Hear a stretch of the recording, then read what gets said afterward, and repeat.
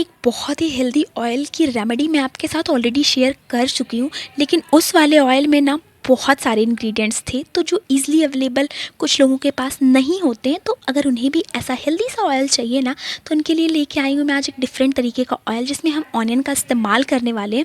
Onion ऐसा इस्तेमाल करिएगा जो थोड़े से मैच्योर ऑनियन होते हैं ना, और थोड़े रेड ऑनियन मिल जाएँ तो बात ही क्या है। मतलब ये रेड और वाइट ऑनियन का डिफरेंस आप देख सकते हैं।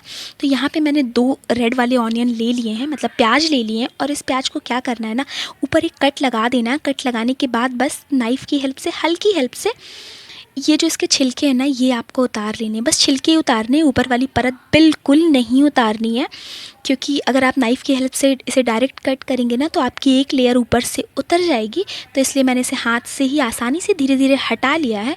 और हटाने के बाद क्या करना है ना, आपको इसमें कुछ और भी चीज़ें ऐड करनी है, उसकी प्रिपरेशन आपको करनी पड़ेगी। और ये जो छिलके हैं ना, इसे आप पानी में चाहे 10 मिनट तक उबाल लें। उसके बाद इसे भी ऑनियन स्प्रे बना के अपने बालों के लिए इस्तेमाल कर सकते हैं। उसके बाद मैंने 3 चम्मच तक यहाँ पे मेथी दाने ले लिए हैं, और 1 कप मेरे को यहाँ पे लेना है कोकोनट ऑयल। अगर आप चाहें तो ये रेमेडी भी आप मस्टर्ड ऑयल में बना सकते हैं, क्योंकि कुछ लोगों की शिकायत होती है कि उन्हें कोकोनट ऑयल सूट नहीं करता है। तो इसलिए अगर आप चाहें तो इसे मस्टर्ड ऑयल में बना सकते हैं, या तिल के तेल में भी आप ये रेमेडी बना सकते हैं। जैसा आपका प्रेफरेंस हो उस तेल में बना लीजिएगा। तो यहाँ पे मैंने 240 ml तक कोकोनट ऑयल ले लिया है, 2 प्याज ले लिए हैं, 3 स्पून तक मैंने यहाँ पे फेनुग्रीक अर्थात मेथी सीड ले लिए हैं।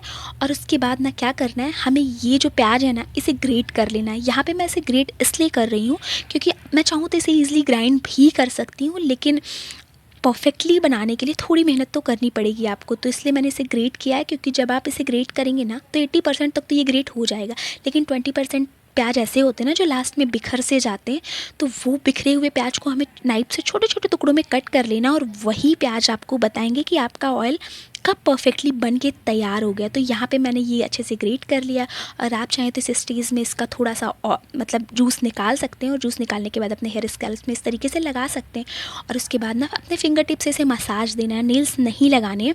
किसी भी ऑयल या सीरम को जब भी हमें बालों में लगाना होता है ना, तो हमें फिंगर टिप का ही इस्तेमाल करना होता है, या आप चाहें तो आप कॉटन बॉल बना के उसका भी इस्तेमाल कर सकते हैं। उसके बाद किसी मोटे तले की कढ़ाई लेनी है। अगर आपके पास आयरन की कढ़ाई है तो वो बेस्ट प्रेफरेंस होगा, लेकिन अगर नहीं है तो किसी भी मोटे तली के बर्तन में पहले डालना है आपको प्याज डालने के बाद आपको उसमें कोकोनट ऑयल ऐड करना। और जब आपका प्याज और कोकोनट ऑयल थोड़ा सा गर्म हो जाए ना, उसके बाद ही आपको इसमें मेथी दाने डालने। मेथी दाने सबसे पहले इसलिए नहीं डालने क्योंकि अगर डायरेक्ट वो ऑयल में जाएगा ना तो वो थोड़ा सा मतलब जल सा जा सकता है। तो इसलिए इसको मैंने बाद में डाला है कि इसकी अच्छी गुडनेस भी ऑयल में आ जाए, और ये मतलब थोड़ा जले भी नहीं, बस केवल अपनी गुडनेस ऑयल को दे के जाए। तो इसके बाद ना इसे लगातार चलाते रहना होता है। मतलब लगातार चलाने इन द सेंस कि ये नहीं है कि आप इसको 25 मिनट तक चलाते रहें, क्योंकि ये ऑयल बनाने में ना 25 से 30 मिनट लग जाते हैं। ये मैं एग्जैक्ट टाइम आपको इसलिए बता पा रही हूँ क्योंकि जितना ऑयल मैंने लिया था उसे पकाने में इतना ही टाइम लगा था, क्योंकि उस समय मैं कॉल पे थी। तो कॉल का टाइमिंग के अकॉर्डिंग मैं ये अच्छे से आपको बता पा रही हूँ एग्जैक्ट टाइम। बाकी आप कितना ऑयल लेते हैं, कम ज़्यादा है या किस हिसाब से बनाते हैं, वो आप पे डिपेंड करता। और अपने गैस के फ्लेम को एकदम लो पे रखना है। मतलब आपकी जो गैस का लोएस्ट फ्लेम होगा ना, जितना ज़्यादा वो घूम सकता है लो साइड पे, उतना घुमा के रखना है इसे। और लो फ्लेम पे आप इसे पकाएंगे ना तो कुछ देर के बाद आप देखेंगे कि आपका प्याज का कलर काफ़ी इस तरीके से हो जाएगा। तो जब आपके प्याज का कलर इस तरीके से हो जाए ना, और आप देख सकते हैं कि मेथी दाने भी हमारे बिल्कुल जले नहीं हैं, तो इसीलिए से नहीं जले हैं क्योंकि हमने उसे बाद में ही डाला था। पहले ही डाल के उसे जलाना बिल्कुल नहीं है। और प्याज काफ़ी हद तक पक गया है और ये ऑयल लगभग बन के तैयार हो गया है। तो बस इसके बाद हमें क्या करना है, गैस के फ्लेम को ऑफ़ कर देना है। और ऑफ़ करने के बाद ना इसे काफ़ी देर तक इसे ठंडा करना होता है। अगर आप चाहें तो इसे ओवरनाइट भी रख सकते हैं, उसमें भी कोई प्रॉब्लम नहीं है। लेकिन मैंने इसे 4 से 5 घंटे के लिए ही ठंडा किया था।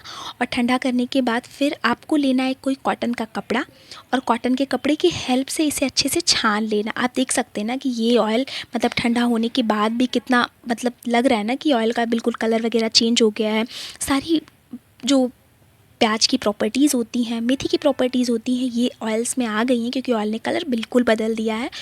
और उसके बाद कॉटन के कपड़े की हेल्प से इसे अच्छे से छान लेना। अगर आप चाहें तो स्ट्रेनर से भी छान सकते हैं।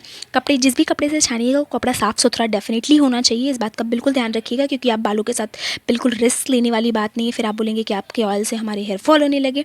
तो थोड़ी सी इन चीज़ों का बिल्कुल ध्यान रखिएगा। उसके बाद इस कपड़े से आपको अच्छे से छान लेना है।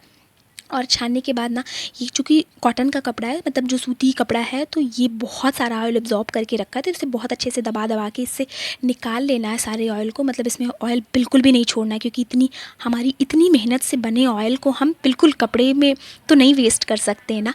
और उसके बाद जो इसमें इसका वो बच जाएगा ना, जो भी चीज़ें अंदर बच जाएंगी ऑयल के कपड़े के अंदर, उसका भी इस्तेमाल हमें कैसे करना है वो मैं आपको ज़रूर बताऊंगी।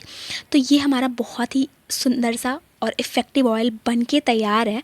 और उसके बाद ना, हमें इसको और इफ़ेक्टिव बनाने के लिए, मतलब अभी ये फ़ाइनल तैयार नहीं हुआ है, और भी इफ़ेक्टिव बनाने के लिए हमें इसमें ऐड करनी होती है विटामिन ई की टैबलेट्स।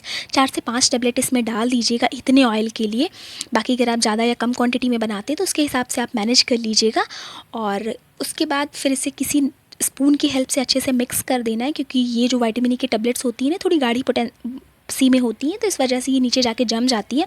तो इसे अच्छे से मिक्स करना है, और मिक्स करने के बाद ही हमें इसे स्टोर करना है।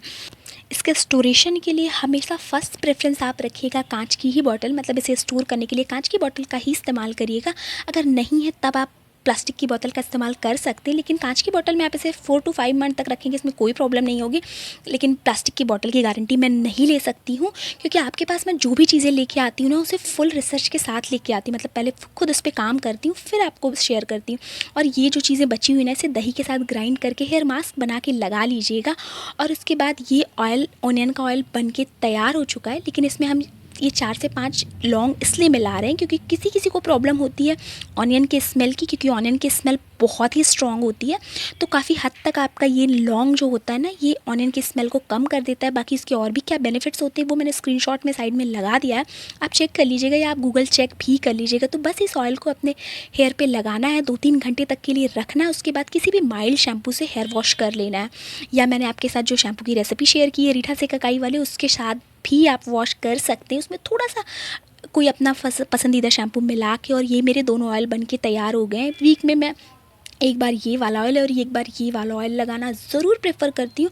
और इस मानसून में भी ना, बालों के झड़ने की समस्या को मैंने काफ़ी हद तक कम कर लिया है।